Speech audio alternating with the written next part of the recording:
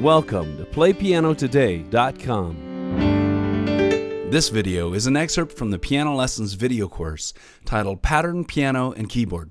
In this section of the course, you'll learn 3 simple patterns that will enable you to find the 3 most common 7th chords in all of music.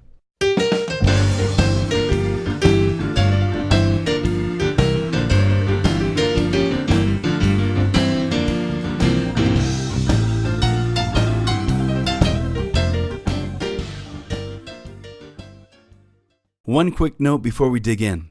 Pattern Piano and Keyboard also comes with a highly illustrated book. And although you probably don't have that book in front of you, you can print out the pages that accompany this section of the video by using the links on this page. Now, 7th chords can take quite a considerable amount of time if you're taking college theory. You can easily be studying 7th chords for a couple of months. However, I'm going to explain it to you by giving you 3 simple patterns to go from. Then you'll be able to find the 3 most common 7th chords in music very simply. Let's get right into it. Now, using C as an example, we learn to build a tetrachord plus a whole step pattern and come up with 1, 2, 3, 4, and 5. Now, whenever we played 1, 3, and 5 together, it was pretty simple. It was a major triad, right? And when we lowered the third of that chord, it became a minor triad. Okay, now why do they call it a triad, by the way? Well, just remember, a tricycle has 3 wheels, doesn't it? A triad has 3 notes, either major or minor. If you're using 1, 3, and 5, it's called a triad. Now let's dig in a little further. Okay, let's go back to the C major triad just for example's sake. C, E, and G. Now let's add a note that is a whole step below the root. Okay, so I'm going to have to move my thumb out of the way. Add a note that's a whole step below the root. Listen to that. So I've got a B flat now, a C, an E, and a G. I want to give you just a little hand position pointer here. Did you notice that when I did that, I scooted my hand in? These keys are nice and long, and the reason they made it so long is if you were playing the triad in this position, and then you needed to play the B flat with it, your thumb doesn't reach. Oh no, I need a longer thumb. It's really funny, but I just always remind people, hey, scoot your hand in. Okay, so learn to scoot your hand in when you're playing some of these flat notes, okay?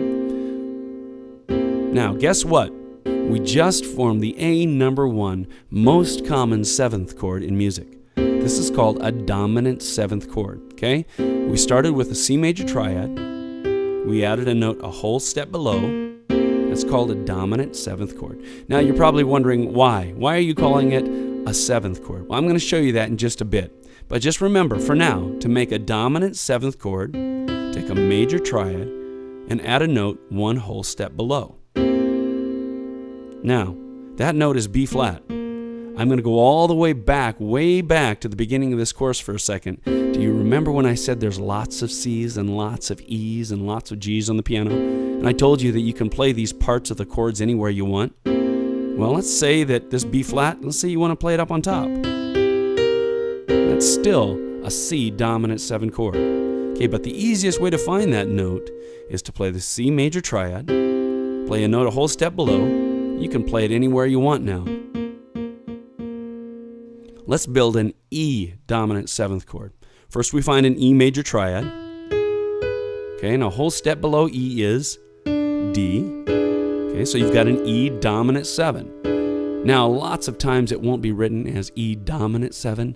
It'll just be written as E7. That's kind of a shorthand in music. So when you see E7, you know they mean E dominant 7. Now, you could play that dominant 7th. You could play it up here, right? Or you could play it in your left hand. Okay, so already we've learned how to create the dominant 7th chord, which is the first of the 3 most common types of 7th chords in music. Let's go on now to the second of the 3 most common 7th chords.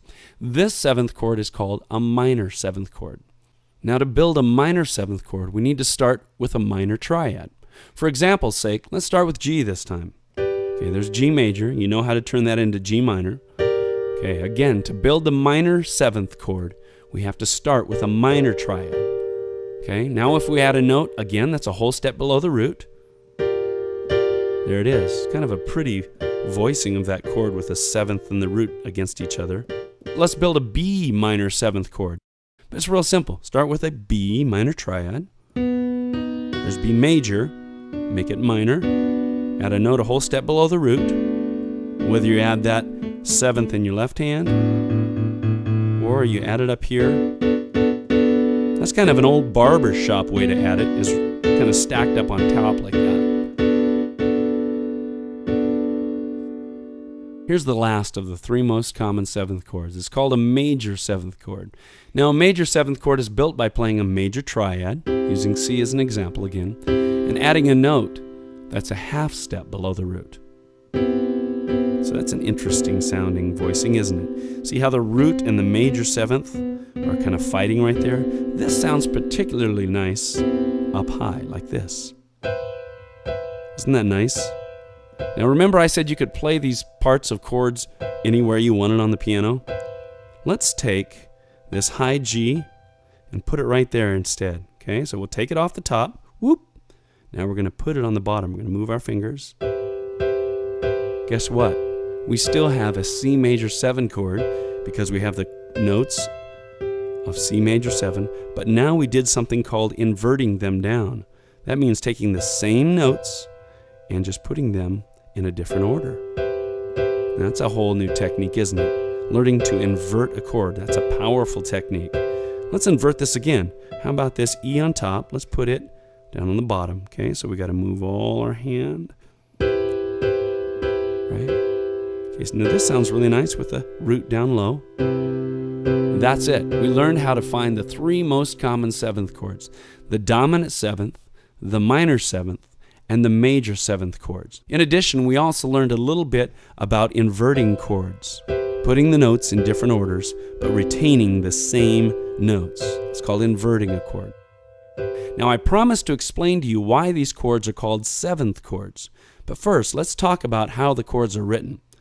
A dominant seventh chord, like C dominant 7, is simply written C7. A minor seventh chord, like C minor 7, is simply written C lowercase m 7.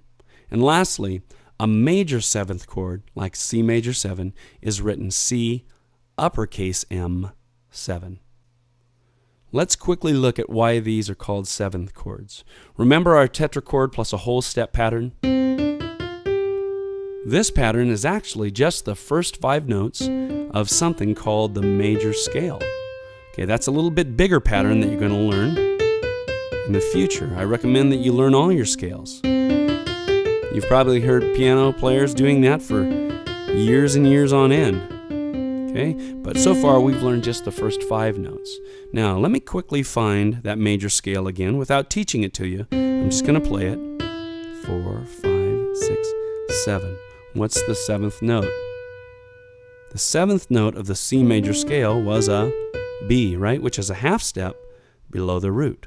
Because remember, there's a C here, and since we're building the scale on C, this is also a root. So the 7th note is a half step below the root. Okay, that's a major 7 right there. Now, to find the major 7 of any scale, you could play the whole scale and find the 7th, or you could simply just say it's a half step below the root and play it up here if you need to. That's a real quick trick to find the major 7. The dominant 7th is a whole step below the root. Now that 7th is derived from a different scale. It's not the intent of this course to teach you all those different scales, but just know that that comes from another scale. Okay? And the minor 7 chord uses a minor triad and that same 7th. This has just been a short excerpt taken from Pattern, Piano, and Keyboard, the course that teaches you to play piano and keyboard by ear using the revolutionary technique of rhythmic patterns. My name is David Sprunger from PlayPianoToday.com. Thanks for listening. Now you know what to do. Go practice.